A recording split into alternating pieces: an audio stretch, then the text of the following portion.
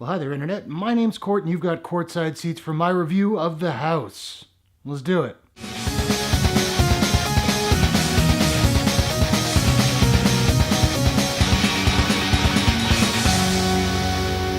The House is a brand new comedy directed by Andrew Jay Cohen, and it stars Will Ferrell, Amy Poehler, Jason Mantzoukis, Nick Kroll, and Ryan Simpkins. When Alex, Simpkins, the daughter of Scott, Ferrell, and Kate Poehler, Johansson, gets accepted to a prestigious university, her parents have to figure out how they are going to pay for tuition. They decide to set up a casino in their friend Frank's, Mantzoukis' house. And obviously everything goes crazy. Now, I went into this movie with really low expectations. This flick was not screened for critics, and that's usually a really big red flag. I will say the Red Band trailer had a couple of funny moments, but like I said, I was going in with the bar pretty low. I love Will Ferrell, and I love Amy Poehler. Will Ferrell particularly, his movies are very hit or miss for me. Like, Step Brothers had me almost crying with laughter, and Daddy's Home just had me almost crying. I couldn't get through Daddy's Home, and I don't know why we live in a world where a sequel to that exists. The House, it's not very good. It's not horrible,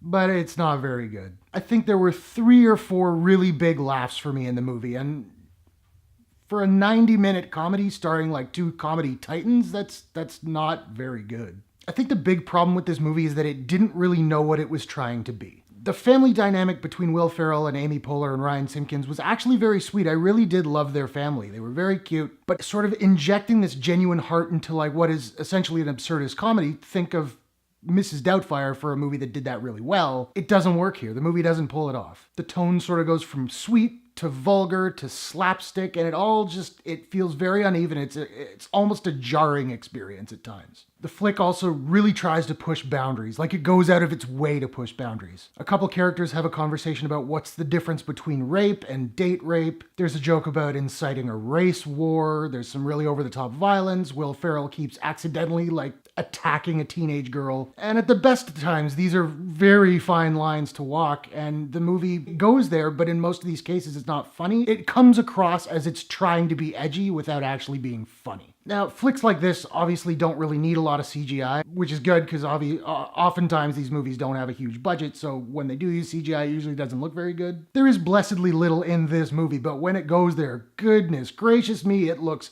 terrible. Like early South Park CGI terrible. And I love South Park, but I think you see the point I'm trying to make. Anytime SNL alumni make a movie, I'm always excited to see what familiar faces are going to cameo. Is it going to be this guy? Is it going to be her? Because inevitably, someone pops up. Not in this movie, which was, it's not a detriment to the movie, but it was something I was kind of looking forward to, and it was a little bit of a bummer. There is a cameo from a person who is well known to movie fans, even though this person is outside of the comedy world, and it was a nice thrill to see that face, but again, the character is not used in an interesting or a funny way and is just kind of one and done and then gone, so whatever.